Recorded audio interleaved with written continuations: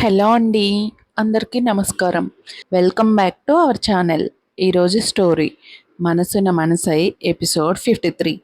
అనిరుద్ తన laptop screen వైపు నుంచి చూపు తిప్పి, ఆమె నా దగ్గరకు వచ్చే వరకు వెయిట్ చేస్తాను అని చల్లగా అన్నాడు. ఆ మధ్యాహ్నం నగరంలోని ఒక పెద్ద రెస్టారెంట్ కిటికీ పక్కన ఒక యువకుడు, ఒక యువతి కూర్చొని ఉన్నారు. ఆ యువకుడు కళ్యాణ్ కాగా, ఆ యువతి నగరంలోని పెద్ద ఫైనాన్షియల్ గ్రూప్ అధినేత కూతురు. మా బాబాయ్ అనిరుద్ గారు. నేను వారానికి ఒకసారి ఆయన్ను కలుస్తూనే ఉంటాను.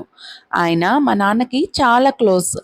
మనం డేటింగ్ స్టార్ట్ చేస్తే నేను నిన్ను ఆయన దగ్గరకు తీసుకువెళ్తాను అని అబద్ధాలు చెప్పడం స్టార్ట్ చేశాడు కళ్యాణ్.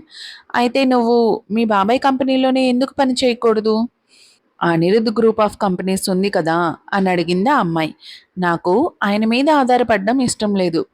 సొంతంగా నా కాళ్ళ మీద నేను నిలబడాలనుకుంటున్నాను అని చెప్పాడు కళ్యాణ్. సరే, నీకు అంతకుముందు ఎంతమంది గర్ల్ ఫ్రెండ్స్ ఉన్నారు అని అడిగింది ఆ అమ్మాయి. ఇద్దరే. ఒకరు కాలేజీలో, ఇంకొకరు చదువు పూర్తయ్యాక. ఈ 4 సంవత్సరాల నుంచి వర్క్ బిజీగా ఉండడం వల్ల ఎవరితోనూ డేటింగ్ చేయలేదు అని చెప్పాడు కళ్యాణ్. మరి నీ ఎక్స్ గర్ల్ ఫ్రెండ్స్తో నీకు ఇంకా ఏమైనా కాంటాక్ట్ ఉందా అని అడిగింది ఆ అమ్మాయి. విడిపోయాక అలాంటివేమీ లేవు. పాత బంధాల్లో మళ్ళీ ఇరుక్కోవడం నాకు నచ్చదు. విడిపోయాక మేం అపరిచితుల్లా మారిపోయాం. వాళ్ళు మోకాళ్ళ మీద పడి వేడుకున్నా నేను మళ్ళీ వెనక్కి తిరిగి చూడను అని అన్నాడు కళ్యాణ్. ఆ అమ్మాయి కళ్యాణ్ చెప్పిన సమాధానానికి ఓకే అన్నట్లు తలాడించింది. సరిగ్గా అదే సమయంలో ఒక చిన్న చెయ్యి కళ్యాణ్ చేతిని పట్టుకుంది. నాన్న, నీకు అమ్మంటూ నేనంటే ఇంకా ఇష్టం లేదా? ఈ ఆంటీ మన అమ్మంత అందంగానూ లేదు, అమ్మకంటే పెద్దదానిలా ఉంది. ఈ ఆంటీ దగ్గర డబ్బులున్నాయని ఇష్టపడుతున్నావా నాన్న? ప్లీజ్ నాన్న, నన్ను అమ్మను వదిలేసి వెళ్ళకు అంది తన్వి. కళ్యాణ్కి ఒక్కసారిగా కరెంట్ షాక్ కొట్టినట్లయింది. తనని నాన్న అని పొరబడుతున్న ఆ చిన్నారిని పక్కకు నెట్టేయబోయాడు. కానీ ఏడుస్తున్న తన్వి ముద్దు ముఖం చూడగానే అతడి మనసు కరిగిపోయింది.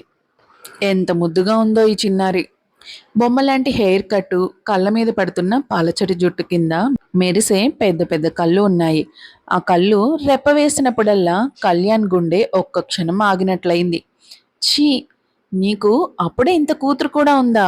ఎంత నీచుడురా నువ్వు అని గట్టిగా అంది ఆ అమ్మాయి. ఆ అమ్మాయి తన డ్రింక్ని కళ్యాణ్ ముఖం మీద పడేసి తన బ్యాగ్ తీసుకొని కోపంగా అక్కడి నుంచి వెళ్ళిపోయింది.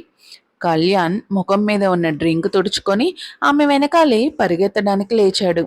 నాన్న, వెళ్ళకు, నన్ను వదిలేసి వెళ్ళకు నాన్న అని తన్వి బిగ్గరగా ఏడుస్తూ అరవడం మొదలుపెట్టింది. దాంతో రెస్టారెంట్లో ఉన్న వారంతా వాళ్ళ వైపే చూడడం మొదలుపెట్టారు. కళ్యాణ్కి ఏం చేయాలో తోచలేదు. నువ్వు పొరబడుతున్నావు చిన్నారి. నేను నీ నాన్నని కాను. నాకు అసలు పెళ్ళే కాలేదు. నీ అంత పెద్ద కూతురు నాకెలా ఉంటుంది? ప్లీజ్ ఏడవకు. నీకు దండం పెట్టి వేడుకుంటున్నాను. ఏడవడం ఆపు ప్లీజ్ అని బతిమాలాడు కళ్యాణ్. ఆ అమ్మాయి తన కారులో వేగంగా వెళ్ళిపోవడం తన కంటి కోణంలోంచి చూసిన తన్వి వెంటనే ఏడవడం ఆపేసింది. నువ్వు మా నాన్నలా లేవులే. మా నాన్న నన్ను వదిలేసి వెళ్ళడు అంది తన్వి. తన్వి ముక్కు చీదుతూ తన చేయి చాచి, సార్, ఒక్కసారి మీ ఫోన్ ఇస్తారా? మా నాన్న కనిపించడం లేదు అని అడిగింది. కళ్యాణ్ పళ్ళు కొరుకుతూనే తన ఫోన్ తీసి ఆమెకి ఇచ్చాడు. 5 నిమిషాల తర్వాత తన్వి రెస్టారెంట్ నుంచి బయటకు వచ్చింది. చెవిలోని బ్లూటూత్ ఇయర్ పీస్ను ఒక చేత్తో పట్టుకొని, నువ్వు చెప్పినట్లే చేశాను దేవ్. అతడి ఫోన్లో విజయ్ అన్న పంపిన లింక్ క్లిక్ చేశాను అంది సంతోషంగా తన్వి. దేవ్ తన ఫ్రెండ్ అన్నయ్య అయిన విజయ్ సాయం తీసుకున్నాడు. విజయ్ ఒక ఎక్స్పర్ట్ హ్యాకర్. దేవ్కి తన్వికి ఎలాంటి టెక్నికల్ హెల్ప్ కావాలన్నా, ఎవరి వివరాలైనా హ్యాక్ చేసి తెలుసుకోవాలన్నా, చివరికి ఎవరికైనా బుద్ధి చెప్పాలన్నా వాళ్ళు వెంటనే విజయ్నే కాంటాక్ట్ అవుతుంటారు. విజయ్ పంపిన వైరస్ లింక్తో ఇప్పుడు కళ్యాణ్ ఫోన్ పూర్తిగా వాళ్ళ కంట్రోల్లోకి వచ్చేసింది. ఆ సాయంత్రం అనిరుద్ధ్ కుటుంబానికి చెందిన పాత బంగ్లాలో ఫ్యామిలీ అంతా కలిసి డిన్నర్ చేస్తున్నారు. ఝాన్సీతో నీ డేటింగ్ ఎలా సాగింది కళ్యాణ్ అని కళ్యాణ్ వైపు తిరిగి అడిగారు రాజేశ్వరి గారు. కళ్యాణ్ నిరాశగా ముఖం పెట్టుకొని తలదించుకున్నాడు. నానమ్మ నిన్ను ఒక మాట అడుగుతుంది కళ్యాణ్. ఈ మధ్యే కదా ఆమెతో చాటింగ్ చేస్తున్నానని చెప్పావు అని తన కొడుకు వైపు కోపంగా చూస్తూ అంది లావణ్య. అంతా బాగానే సాగుతోంది అనుకునే లోపు ఎక్కడి నుంచో ఒక చిన్న పిల్ల వచ్చి పడింది. నా షర్ట్ పట్టుకొని నాన్న అని పిలిచింది. గట్టిగా ఏడుస్తూ గోల గోల చేసింది. చాలా ఎంబారసింగ్‌గా అనిపించింది. ఝాన్సీ తప్పుగా అర్థం చేసుకొని నన్ను బ్లాక్ చేసేసింది. అప్పట్నుంచి ఆమె ఫోన్ కలవడం లేదు అని ముఖం చిట్లించుకుంటూ వివరించాడు కళ్యాణ్. రఘు, లావణ్యాల మొఖాలు మాడిపోయాయి. సొసైటీలో తమ హోదాను నిలబెట్టుకోవడానికి తమ కొడుకు ఏదైనా ధనవంతుల ఇంటి అమ్మాయిని పెళ్లి చేసుకుంటాడని వాళ్ళు ఆశపడ్డారు. ఎందుకంటే అనిరుద్ ఎంత పెద్ద ధనవంతుడైనా, పవర్ఫుల్ అయినా తమకి రూపాయి కూడా ఇవ్వడు. దురదృష్టవశాత్తు ఝాన్సీని బురిడి కొట్టించి పెళ్లి చేసుకుందామనుకున్న కళ్యాణ్ ప్లాన్ ఒక 6 ఏళ్ల చిన్నారి వల్ల పాడైపోయింది. అంత విచిత్రంగా ఎలా జరిగింది? ఆ పిల్ల కావాలని అలా చేసుంటుందా అని కోపంగా అడిగింది లావణ్య. ఆ పిల్లకి వాళ్ళ నాన్న కనిపించకపోవడంతో భయంతో నన్నే వాళ్ళ నాన్న అనుకొని పొరబడి ఉంటుంది. కావాలని చేసినట్టు నాకు అనిపించలేదు అన్నాడు కళ్యాణ్. ఆ చిన్నారి ముద్దు ముఖం కళ్యాణ్ మైండ్లో మళ్ళీ మెదిలింది. ఆమెను ఎక్కడో చూసినట్లు అనిపించింది. ఇప్పుడు ఆలోచిస్తుంటే ఆ పిల్లని చూస్తుంటే నాకు ఎవరో గుర్తొస్తున్నారు అని ఆలోచనలో పడ్డాడు కళ్యాణ్. చివరికి అతడికి తట్టగానే గుర్తొచ్చింది. ఆ పిల్ల సేమ్ అవంతికలాగే ఉంది. ఆలోచిస్తున్న కొద్దీ ఇద్దరు ఒకేలా కనిపిస్తున్నారు అని బిగ్గరగా అన్నాడు కళ్యాణ్. రఘు అవంతిక పేరు వినగానే కళ్యాణ్ని హెచ్చరిస్తూ దగ్గాడు. అనిరుద్ ముందు అవంతిక పేరు ఎత్తకూడదనేది ఆ ఇంట్లో అందరికీ తెలిసిన రూల్. కళ్యాణ్ నోరు జారినందుకు భయపడ్డాడు. నన్ను క్షమించండి అనిరుద్ బాబాయ్. నేను కావాలని అనలేదు. కానీ ఆ చిన్నపిల్ల నిజంగానే అవంతిక పిన్నిలాగే ఉంది అని వివరణ ఇవ్వబోయాడు కళ్యాణ్.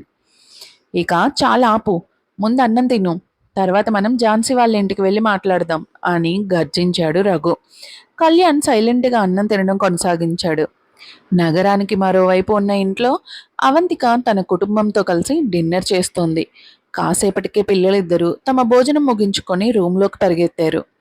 వాళ్ళు స్కూల్లోనే తినేసి వచ్చారంట. అందుకే ఆకలిగా లేదన్నారు. దేవ్ ఎట్టకేలకు తనకు నచ్చిన స్కూల్ని ఎంచుకున్నాడంటే నేను ఇంకా నమ్మలేకపోతున్నాను అని నవ్వుతూ అన్నారు సుజాత గారు.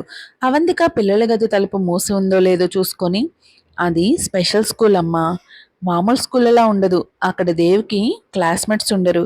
కేవలం వాడు, 2 టీచర్లు మాత్రమే ఉంటారు అంది మెల్లగా. క్లాస్మేట్స్ అంత ముఖ్యం కాదులేమ్మా. వాడికి చదువు అబ్బుతుందా లేదా అనేది ముఖ్యం.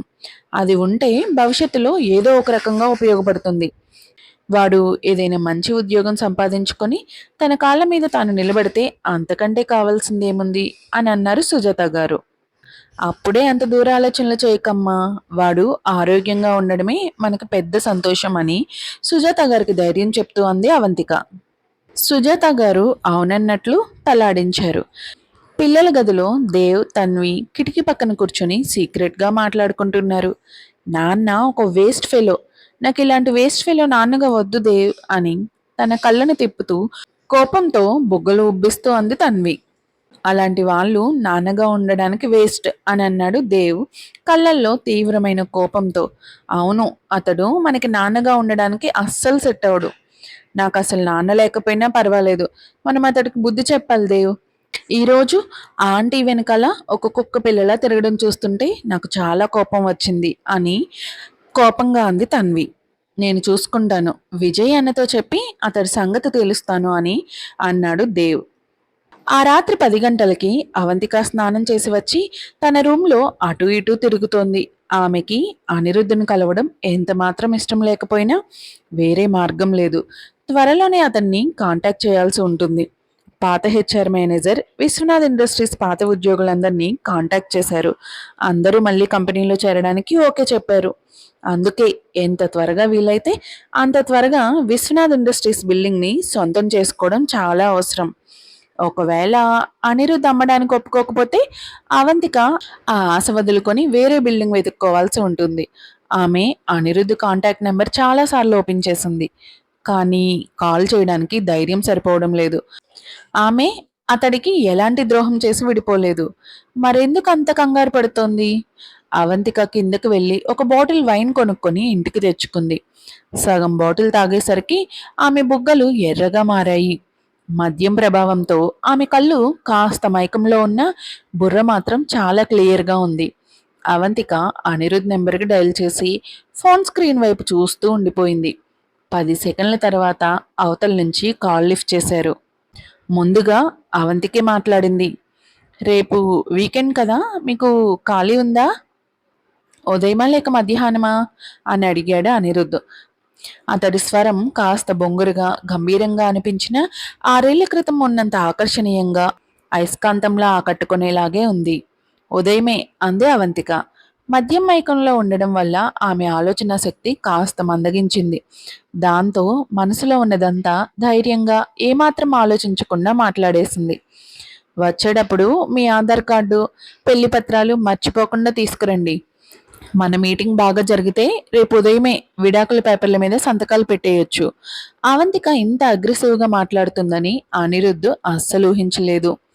కిరణ్ తనకు చెప్పిన దానికి ఇప్పుడు అవంతిక మాట్లాడుతున్న దానికి అస్సలు పొంతనే లేదు. దీనికి నువ్వు తర్వాత చాలా బాధపడతావు అవంతిక అన్నాడు అనిరుద్ధ్ పళ్ళు కొరుకుతూ. అతడి గొంతులో ఆక్రోశం స్పష్టంగా కనిపిస్తోంది. ఫోన్ను మరింత గట్టిగా పట్టుకున్నాడు. నేను ఏమాత్రం బాధపడను. అనిరుద్ధ్ మాటలు అవంతిక మనసులోని కోపాన్ని రగిలించాయి. రేపు విడాకులు పూర్తయితే నేను రోజంతా 24 గంటలు బాణాసంచా కాల్చి పండగ చేసుకుంటాను అని చెప్పి బిగ్గరగా నవ్వింది అవంతిక. ఆమె నవ్వు వింటుంటే అనిరుద్ధ్కి ఏదో తేడాగా అనిపించింది. నువ్వు మందు తాగావా అవంతిక అని అడిగాడు. ఆమె ఎప్పుడు చుక్క మందు కూడా ముట్టుకునేది కాదు.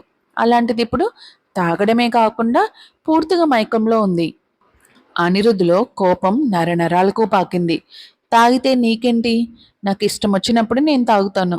నన్ను శాసించే హక్కు ఎవ్వరికీ లేదు అని అహంకారంగా అరిచింది అవంతిక. రేపు మనకి విడాకులు అయిపోతున్నాయి అని అనిరుద్ధ్ కోపంతో ఊగిపోతూ అన్నాడు.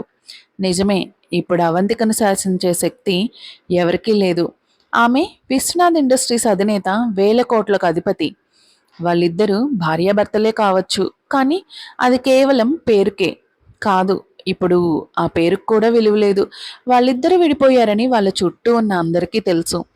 అటువంటప్పుడు ఈ బంధానికి పూర్తి స్వస్తి చెప్పడమే మంచిది.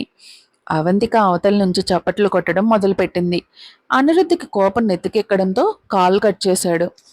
ఇంకొక నిమిషం ఆమెతో మాట్లాడితే అతడి బీపీ ఎక్కడికో వెళ్ళిపోతుంది. ఫోన్ స్క్రీన్ ఆఫ్ కాగానే అవంతిక ఒక చిన్న నవ్వు నవ్వి పక్క మీద వెల్లెకిలిగా పడిపోయింది. చివరకు నాకు విముక్తి లభించింది. మేమిద్దరం విడాకులు తీసేసుకుంటున్నాం. అవంతిక సీలింగ్ వైపు చూస్తూ నవ్వుకుంది. కానీ ఆమె కళ్ళ చివర్ల నుంచి కన్నీళ్లు కారుతున్నాయి. అనిరుద్ధ్, నాకు నిజంగానే బాధగా ఉంది. నిన్ను కలవడం నా తప్పు. నిన్ను పెళ్లి చేసుకోవడం నా తప్పు. నిన్ను ప్రేమించడమో నా తప్పు. మరుసటి రోజు ఉదయం కిటికీ గుండా వెలుగు ఇంట్లోకి పడుతుండగా అవంతిక కళ్ళు నలుపుకుంటూ పక్క మీద నుంచి లేచింది. రాత్రి తాగిన దానికి తల పగిలిపోతున్నంత నొప్పిగా ఉంది. ఆమె ఫోన్ తీసి చూసేసరికి అనిరుద్ధ్ పంపిన ఒక మెసేజ్ కనిపించింది. అర్ధరాత్రి వేళ అతడు కలవాల్సిన లొకేషన్ వివరాలు పంపాడు. అవంతిక ఫోన్ పక్కన పెట్టి తలనొప్పి తగ్గేలా నుదుటిని కాసేపు రుద్దుకుంది. నొప్పి కాస్త తగ్గాక పక్క మీద నుంచి లేచింది. ఉదయం 10 గంటలకు అనిరుద్ధ్ బుక్ చేసిన కేఫ్కి అవంతిక చేరుకుంది. ఆమె నల్లటి డ్రెస్ వేసుకొని జుట్టును వెనక్కి ముడివేసి తేలికపాటి మేకప్ వేసుకుంది. కానీ ఆ మేకప్ కూడా ఆమె కళ్ళల్లో ఉన్న అలసటను, ఎర్రబడిన కళ్ళను దాచలేకపోయింది. ఆమె ఒక కప్పు బ్లాక్ కాఫీ ఆర్డర్ చేసింది. అరగంట తర్వాత కాఫీ తాగడం పూర్తయింది. అవంతిక టైం చూసుకొని ఇంకో కప్పు కాఫీ ఆర్డర్ చేసింది. ఉదయం 11 గంటలు దాటేసరికి ఆమె రెండో కప్పు కాఫీని కూడా పూర్తి చేసింది. కానీ ఇక మూడోది ఆర్డర్ చేయలేదు. అవంతిక ఫోన్ తీసి అనిరుద్ధ్ నెంబర్కి కాల్ చేసింది. 10 గంటలకు కలుద్దామని సమయం ఇచ్చి అతడు ఇంకా ఎందుకు రాలేదు? విడాకులు వద్దనుకున్నాడా? లేక ఏమైనా అత్యవసర పని పడిందా? సరిగ్గా అదే సమయంలో అనిరుద్ధ్ బంగ్లా ప్రాంగణంలో ఒక నల్లటి కారు వచ్చి ఆగింది. కారు తలుపు తెరుచుకోగానే అందులోంచి ఒక పరిచితమైన అందమైన ముఖం బయటపడింది. చాలా కాలమైంది శృతి గారు అంది సుమతి. శృతి నవ్వుతూ చాలా రోజులైంది సుమతి. అనిరుద్ధు ఇంట్లోనే ఉన్నారా అని అడిగింది. సుమతి తలాడిస్తూ ఉదయం మీరు ఫోన్ చేసినప్పటి నుంచి అనిరుద్ధ్ బాబు లోపలే మీకోసం వెయిట్ చేస్తున్నారు అని చెప్పింది. శృతి సంతృప్తిగా తలాడించింది. వెంటనే కారులోంచి మరొక మహిళ బయటకు వచ్చింది. జాగ్రత్తగా దిగండి డాక్టర్ పూజ గారు అంటూ శృతి ఆమెకి చెయ్యి అందించి కిందకి దింపింది. డాక్టర్ పూజకి 30 ఏళ్లుంటాయి. చాలా హుందాగా ఒక ప్రొఫెసర్ లాంటి గంభీరమైన రూపంతో ఉంది. ఆమె ముందున్న బంగళాను చూసింది. కానీ ఆమె కళ్ళల్లో ఎలాంటి భావాలు కనిపించలేదు.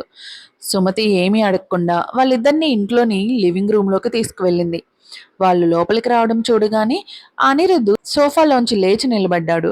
ఆ ఉదయమే శృతి అనిరుద్‌కి ఫోన్ చేసి గతంలో ప్రొఫెసర్ జగన్నాథ్ గారు చెప్పిన ఆ స్పెషలిస్ట్ డాక్టర్‌ని కనిపెట్టానని చెప్పింది. ప్రొఫెసర్ జగన్నాథ్ గారు చనిపోవడానికి ముందు చివరగా మాట్లాడింది అనిరుద్‌తోనే అనే వార్త అప్పట్లో నేషనల్ న్యూస్‌లో వచ్చింది. శృతి తన పరిచయాలు, డబ్బు ఉపయోగించి ప్రొఫెసర్ అనిరుద్ధుల మధ్య జరిగిన సంభాషణ వివరాలను తెలుసుకుంది. శృతికి డాక్టర్ పూజను వెతకడానికి చాలా కాలం పట్టింది. ఆమె ఇంత శ్రమపడి డాక్టర్ పూజను అనిరుద్ధ్ దగ్గరకు తీసుకురావడానికి కారణం మళ్ళీ అతడికి దగ్గరవడానికే. శృతి అనిరుద్ధ్‌ని చూసి దాదాపు 6 ఏళ్ళు అవుతుంది. ఈ 6 ఏళ్ళు ఆమె విదేశాల్లోనే ఉంది. ఇప్పుడు మళ్ళీ అతడి పక్కన నిలబడే అవకాశం రావడంతో ఆ అవకాశాన్ని అస్సలు వదులుకోవాలనుకోలేదు. అనిరుద్ధ్ గంభీరమైన ముఖం, అతడి రాయల్ లుక్ చూసి శృతికి 6 ఏళ్ల క్రితం కంటే ఇప్పుడు అతడంటే ఇంకా ఎక్కువ ఆకర్షణ పెరిగింది. ఆమె కళ్ళు వెంటనే ఆనందంతో ఎర్రబడ్డాయి. కానీ అనిరుద్ధ్ శృతి వైపు ఒక్క క్షణం మాత్రమే చూసి తన దృష్టిని డాక్టర్ పూజ వైపు తిప్పాడు.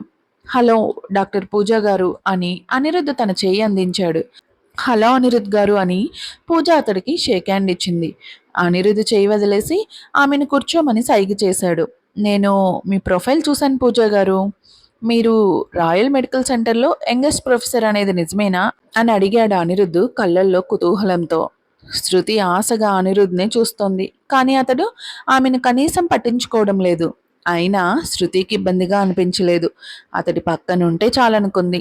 కానీ ప్రొఫెసర్ జగన్నాథ్ గారి కోసం, ఈ డాక్టర్ పూజ కోసం అనిరుద్ధ్ ఎందుకింతలా వెతుకుతున్నాడో మాత్రం శృతికి అస్సలు అర్థం కాలేదు. మరొక ఎపిసోడ్‌తో మళ్ళీ కలుద్దాం. వీడియో నచ్చితే లైక్ చేయండి. మీ ఫ్రెండ్స్‌తో షేర్ చేయండి. కొత్త వీడియోల కోసం సబ్స్క్రైబ్ చేసుకోవడం మర్చిపోకండి. మీకేమనిపించిందో కామెంట్స్‌లో చెప్పండి. Thank you.